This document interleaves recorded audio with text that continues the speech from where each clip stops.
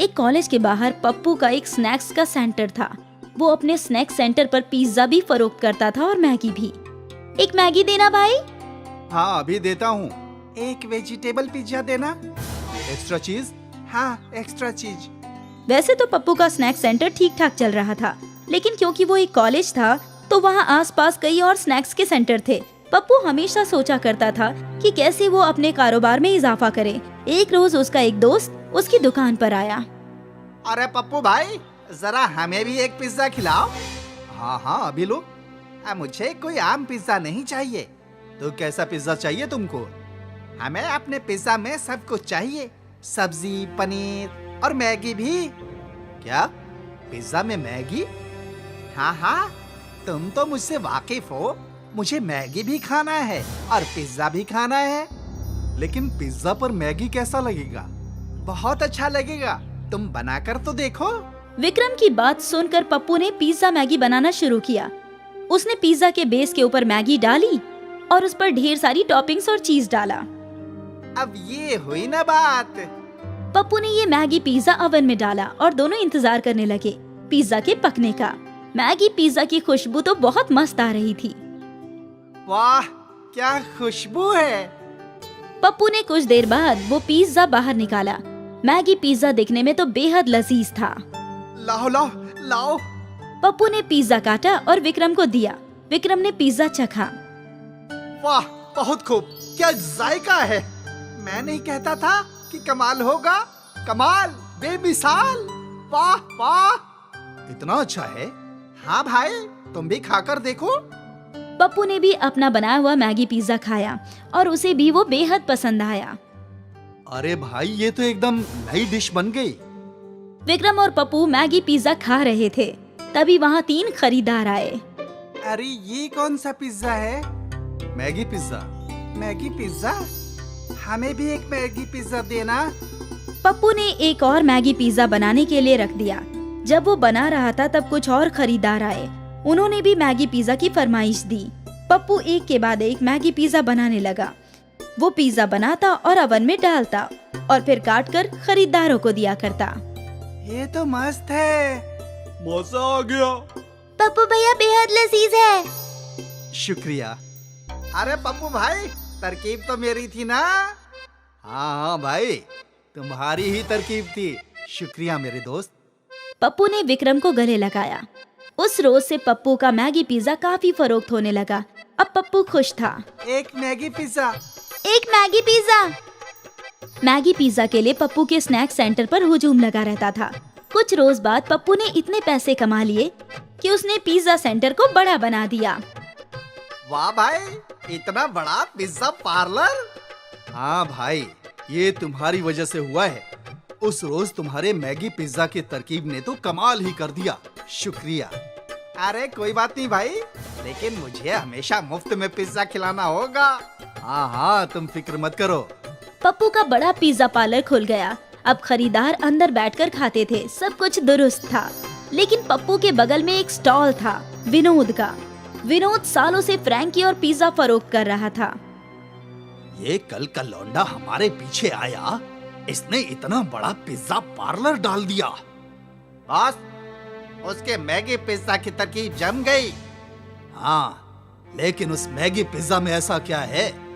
कुछ खास तो नहीं है। तो हम भी बनाते हैं मैगी पिज्जा और उससे कम दाम में फरोख्त करेंगे। ये हुई ना बात बॉस।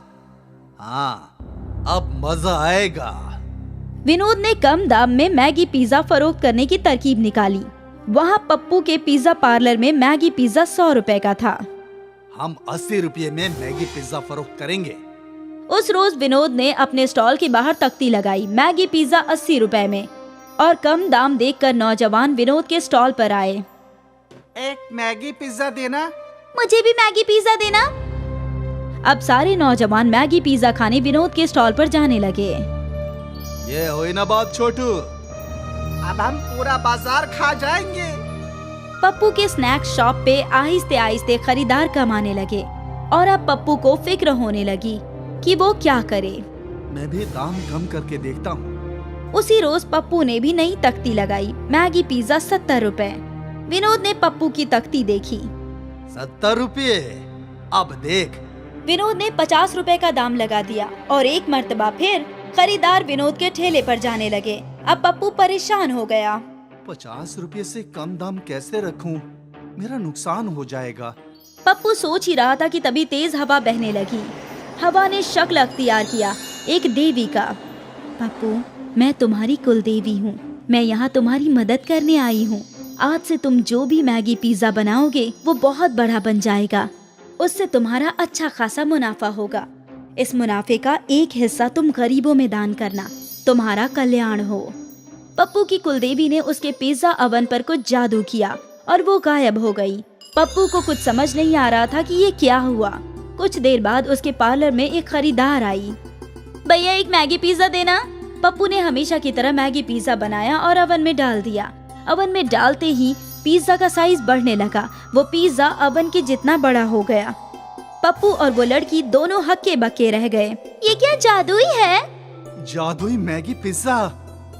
पप्पू ने वो बड़ा सा पिज्जा बाहर निकाला और उसके 2 टुकड़े किए। मुझे तो सिर्फ एक ही टुकड़ा चाहिए। फिर पप्पू ने एक एक करके सारे टुकड़े अलग अलग खरीदारों को फरोख्त कर दिए। पप्पू की जादुई पिज्जा की बात आग की मानिंद फैल गई और फिर खरीदारों की भीड़ लग गई। एक पिज्जा का स्लाइस कितने का? 30 रुपये का। पप्पू एक पिज्जा के 6 स्लाइस करके अच्छा खासा कमाने लगा। रात को उसे कुलदेवी की बात याद आई। इसकी कमाई का एक हिस्सा मुझे ज़कात में देना है। तो पप्पू ने एक हिस्सा अलग किया और वो पैसे लेकर वो मंदिर के पास गया। उस पैसों से उसने खाना खरीदा और गरीबों को खिलाया। ऊपर वाला तुम्हें बरकत दे बेटा। और इसी तरह ये नेकी का सिलसिला चलता रहा। पप्पू जादुई मैगी पिज्जा फरोख्त कर अच्छे पैसे कमाता और उसमें से एक हिस्सा गरीबों को ज़कात में देता। और वहाँ विनोद अपने बाल नोचता रह गया। उसे समझ ही नहीं आ रहा था कि पप्पू का पिज्जा खुद ब खुद बड़ा कैसे हो जाता है। जादू की बरकत पप्पू को हासिल हुई क्योंकि वो नेक था और उसके जरिए नेकी आगे बढ़ सकती थी। पूजा और राजू की शादी हुई थी। राजू अपने बड़े भाई के साथ रहता था। पूजा की जेठानी का नाम निशा था। निशा को अपने बड़े होने पर बहुत घमंड था। वो पूजा से आए दिन काम करवाते रहती थी। पूजा सीधी सादी लड़की थी। वो अपनी जेठानी को ही सास समझकर उसकी हर बात माना करती थी। पूजा, मैं मंदिर जा रही हूँ। घर का सारा काम कर लेना और जब मैं आऊँ तो घर में कोई काम छूटा नहीं होना चाहिए। दीदी, आप बेफिक्र होकर मंदिर जाइए। मैं यहाँ का सारा काम संभाल लूंगी। पता है कैसे संभाल लेगी? मंदिर से आकर मुझे ही सारे काम करने पड़ेंगे। उल्टा सीधा काम करके रख देती है बस। पूजा को निशा बहुत कुछ कह देती थी, लेकिन निशा कभी भी उसे पलटकर जवाब नहीं देती थी। और जब खाना परोसने का वक्त होता तब निशा ही खाना परोसती थी। ये क्या कर रही हो? दीदी, इनके लिए खाना लगा रही हूँ। जा, तू देवर जी का मुंह हाथ धुला। खाना मैं लगाती हूँ। पूजा राजू के मुंह हाथ धुलवाने के लिए चली जाती है। अरे, साबुन तो रसोई में ही रह गया। मैं अभी लेकर आती हूँ। जल्दी लेकर आना, भूख बहुत तेज लग रही है। मेरे हाथ में बहुत गंदगी है, मुझे इसे अच्छे से धोना होगा। पूजा जब रसोई में जाती है तो उसकी नजर निशा रात की बची हुई रोटी और सब्जी राजू की थाली में लगा रही होती है। वो चाह कर भी कुछ नहीं कर पाती और साबुन लेकर वहाँ से चली जाती है। अरे क्या हुआ? तुम इतनी खोई खोई सी क्यों दिख रही हो? साबुन लेने गई थी तो वहाँ पर तुमने कुछ देख लिया क्या? कुछ नहीं, आप अंदर चलिए। पूजा राजू को अंदर ले जाती है। थोड़ी देर में निशा राजू के लिए खाना लेकर आती है। पूजा बेमन से उस थाली को पकड़ लेती है और राजू के सामने रख लेती है। जैसे ही राजू एक निवाला तोड़ता है तो पूजा उसके सामने से थाली हटा लेती है और राजू को सारी सच्चाई बताती है। मुझे तो अपने कानों पर यकीन ही नहीं हो रहा है कि भाभी मेरे साथ ऐसा कर सकती है। ये सब आपके काम न करने का नतीजा है। आप कोई काम नहीं करते हैं ना, इसलिए सब आपको इस घर में बोझ समझते हैं। आपको अपना कोई काम करना चाहिए। सच में पूजा, आजकल इंसान की अहमियत नहीं है, बस पैसों की अहमियत है। मैं आज से ही किसी काम की तलाश में निकलता हूँ। राजू काम की खोज में निकल जाता है पर उसे कोई काम नहीं मिलता। जब वो थक हार कर घर आता है तो पूजा उससे कहती है, एक बार आपने पिज्जा बनाया था तो वो बेहद लाजवाब था। क्यों ना आप पिज्जा बनाने की दुकान खोल लें? आजकल लोगों को पिज्जा बेहद पसंद है। आपका काम बहुत चलेगा। वो सब तो ठीक है, मगर मेरे पास तो पिज़्ज़ा बनाने की कोई मशीन नहीं है और वो बहुत महंगी आती है। मेरे पास इतने पैसे भी नहीं है कि मैं वो खरीद सकूं। मेरे मायके में एक पिज्जा बनाने की मशीन बेकार पड़ी है, क्यों ना मैं उसे ले आऊं और आप उससे काम करना शुरू कर दें। पूजा अपने घर से वो मशीन तो ले आती है, लेकिन राजू का बनाया हुआ पिज्जा मार्केट में इतना नहीं बिकता, क्योंकि पिज्जा की और भी दुकानें होती हैं। वो परेशान होकर जब घर की ओर जा रहा था, तब उसे किसी का एक्सीडेंट होता हुआ नजर आता है।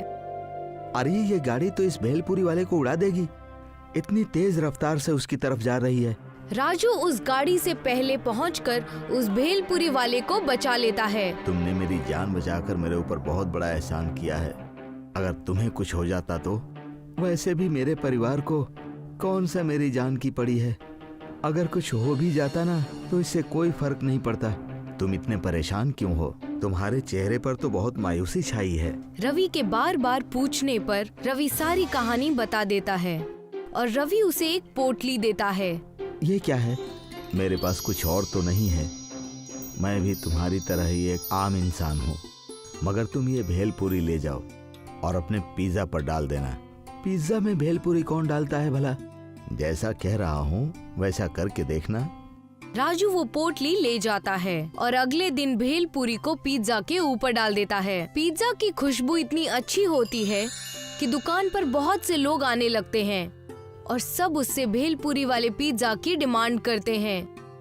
आज तक हमने बहुत तरह के पिज्जा खाए थे, मगर ये भेलपुरी वाला पिज्जा तो हम पहली बार खा रहे हैं।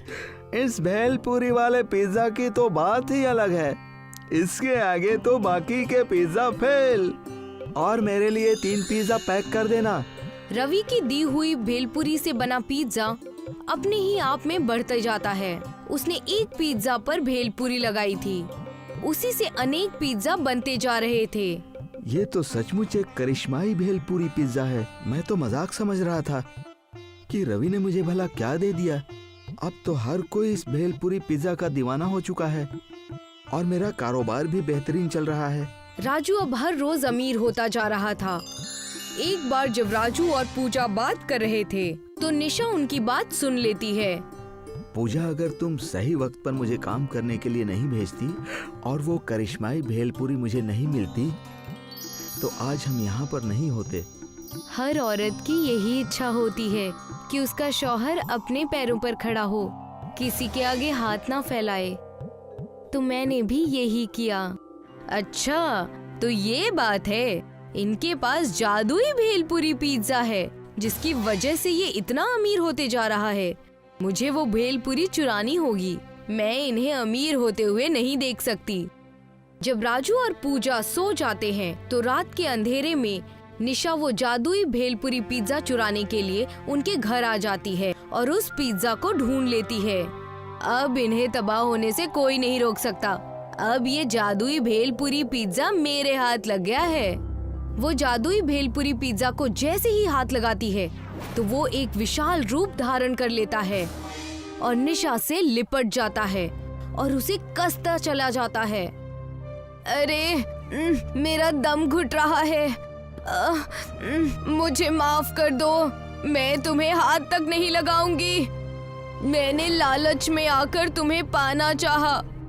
मुझे माफ कर दो, मुझे माफ कर दो। निशा जैसे तैसे उस जादुई पिज्जा से जान छुड़ाकर वहाँ से भाग निकलती है। वहीं राजू और पूजा उस जादुई भेलपुरी पिज्जा की मदद से लोगों को फ्री में पिज्जा खिलाते हैं और लोगों की मदद करते हैं। वो बहुत से लोगों के लिए अस्पताल और यतीम खाना खोलते हैं। एक छोटा सा बच्चा रोड पर अखबार बेच रहा होता है। उसका नाम रमन होता है। आज की ताजा खबर, आज की ताजा खबर। वो जहाँ पर अखबार बेच रहा होता है वहाँ बहुत भीड़ होती है, पर रमन पर कोई भी गौर नहीं कर रहा होता।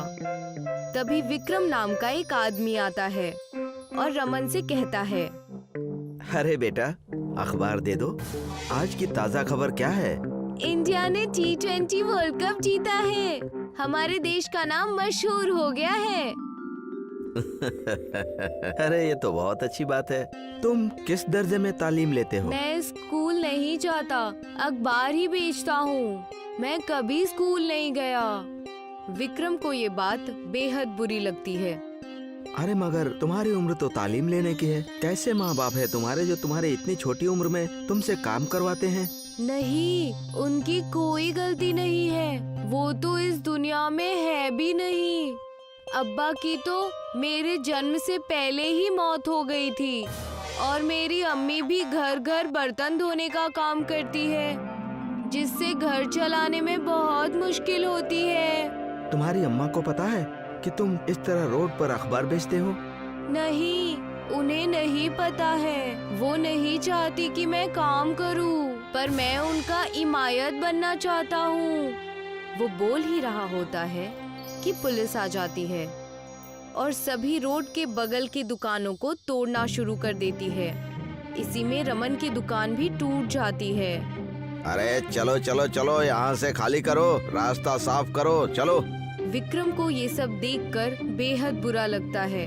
वो रमन को ढूंढने की कोशिश करने लगता है, पर पुलिस वाले बाकी सारे दुकानदारों के साथ साथ रमन को भी अपनी गाड़ी में बिठा लेते हैं और थाने ले जाते हैं। हे भगवान, उस छोटे से बच्चे को उठा कर ले गई पुलिस। वो अपनी माँ को बिना बताए अखबार बेचता था। अब मुझे उसकी मदद करनी चाहिए। विक्रम भी थाने पहुंच जाता है और पुलिस वाले से बात करता है। जनाब, आपने इन सब लोगों को क्यों पकड़ रखा है? ये तो बेचारे अपना कारोबार इत्मीनान से कर रहे थे। अरे ये लोग गैर कानूनी तरीके से दुकान लगाकर रोड पर बैठ जाते हैं। इनकी वजह से जाम लग जाता है। अरे हम भी इनकी पेट पर लात नहीं मारना चाहते, पर मजबूरी है, हमें ऊपर से ऑर्डर आया है। विक्रम पुलिस की बातें सुनता है और रमन की ओर देखता है और फिर वो पुलिस से कहता है, जनाब, मैं उस बच्चे की जमानत कराना चाहता हूँ। उसे आप छोड़ दीजिए प्लीज। उसकी माँ घर पर इंतजार कर रही होगी। चलो, आपकी बात ठीक है। यहाँ दस्तखत करके उसको ले जाइए, जाइए। विक्रम रमन को अपने साथ लेकर बाहर आ जाता है। तुझे भूख लगी है? अरे लगी ही होगी। चल चल, तुझे मैं खाना खिलाता हूँ। विक्रम रमन को लेकर एक फूड प्लाजा में आता है। वो फूड प्लाजा विक्रम का ही होता है। वहाँ पिज्जा, बर्गर और मोमोज जैसे फास्ट फूड मिलते हैं। बेटा बता, तू क्या खाएगा? अब पिज्जा खाएगा? नहीं, मेरे पास पैसे नहीं है। आपने मेरी जमानत कराई, वही आपका एहसान है। अरे ये फूड प्लाजा मेरा ही है, तुझे पैसे देने की जरूरत नहीं है। तुझे जो भी खाना हो तू अपनी मर्जी से खा ले। मैं तुझे अपना समझकर ही कह रहा हूँ। रमन को विक्रम एक पिज्जा दिलाता है। रमन उस पिज्जा का एक टुकड़ा खाता है और फिर रख देता है। विक्रम ये देखकर रमन से पूछता है, क्या बात है रमन, तुझे यहाँ पर अच्छा नहीं लगा क्या?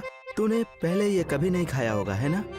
रमन अपना सर हिलाता है, जिससे वो बताना चाह रहा होता है कि वाकई उसे वो लजीज नहीं लगा। मुझे घर जाना है। मेरी अम्मी ने भी मेरे लिए खाना बनाकर रखा होगा। वो इससे कहीं ज्यादा लजीज होता है। मैं वही खाऊंगा। आपकी मदद के लिए शुक्रिया। अरे बेटा, तुझे शुक्रिया कहने की जरूरत नहीं है। और आज से तू रास्ते पर अखबार नहीं बेचेगा। देख, तुझे कल से मेरे फूड प्लाजा पर आना है और मैं तुझे काम दूंगा। ठीक है, मैं कल आता हूँ। विक्रम भी अपने घर चला जाता है। फिर अगली सुबह वो बैठा सोच रहा होता है। वो बच्चा अपनी माँ का सहारा बनना चाहता था। हालात की वजह से वो वक्त से पहले ही बड़ा हो गया।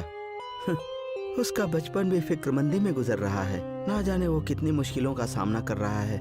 आज वो आएगा तो मैं उससे कहूँगा कि मैं उसे पढ़ाऊंगा। वो अब काम न करे, उसे सिर्फ अच्छे से तालीम लेनी होगी। सुबह सुबह रमन विक्रम के फूड प्लाजा पर पहुंच जाता है। वो काम करने के लिए तैयार होता है। विक्रम उसे जैसे ही बोलता है कि वो उसकी तालीम कराना चाहता है, तो वो कहता है, नहीं, मैं अपनी तालीम अपने दम पर करना चाहता हूँ। अगर आप मुझसे कुछ काम करवाओगे, मैं तभी आपकी मदद लूँगा। मैं भी आपकी मदद करना चाहता हूँ। अरे तू तो बहुत गैरतमंद है और ये बात बहुत अच्छी है। तो ठीक है, तो शाम को बावर्ची खाने में काम कर लेना और बचा हुआ खाना घर ले जाना, ठीक है? रमन ये मान लेता है और फूड प्लाजा पर काम करना चालू कर देता है। एक रात वो अकेले बैठकर बचा हुआ पिज्जा खा रहा होता है। तभी विक्रम वहाँ पर आ जाता है और उसकी नजर रमन के पिज्जा पर पड़ती है। रमन, तुझे तो ये पसंद नहीं था। ये तू उसके ऊपर क्या डालकर खा रहा है? अब तुझे ये कैसी लग रही है? हाँ? ये एक कस्टमर ने ऑर्डर करके छोड़ दिया था और मेरी अम्मी ने मुझे टिफिन में तरबूज काट कर दिए थे, तो मैंने उसी तरबूज को इस पिज्जा के ऊपर डाल दिया। अब मुझे ये खाने में बेहद लजीज लग रहा है। अब ये लाजवाब हो गया है। विक्रम को रमन की ये बात बहुत ही अलग और यूनिक लगती है। उसे यहाँ एक नए तरह की पिज्जा बनाने का आइडिया आता है। वो रात भर बैठकर उस आइडिया पर काम करता है और अगली सुबह तरबूज पिज्जा के नाम से एक नए तरह के पिज्जा का लॉन्च करता है। पिज्जा बेहद लाजवाब होता है और बहुत ही जल्द विक्रम की दुकान तरबूज पिज्जा के लिए मशहूर हो जाती है। दूर दूर से लोग विक्रम का तरबूज पिज्जा खाने आते हैं। विक्रम इन सब का श्रेय रमन को देता है। रमन, देखो तुम्हारा स्पेशल पिज्जा लोगों में कितना मशहूर हो गया है। तुमने ही मुझे तरबूज पिज्जा बनाने का आइडिया दिया है, इसलिए अब तुम्हें यहाँ पर काम करने की कोई जरूरत नहीं है। इस पिज्जा से मुझे जितनी भी आमदनी होगी वो सब मैं तुम्हारे नाम कर दूंगा, क्योंकि इसके असली हकदार तो तुम ही हो। आज से तुम सिर्फ पढ़ाई करोगे और हमारा नाम रोशन करोगे। ठीक है? जी भैया, ठीक है। इसके बाद रमन की तालीम भी अच्छे से हो जाती है और वो आगे चलकर जिंदगी में बेहद सफल होता है और वो अपनी अम्मी और विक्रम का नाम रोशन करता है।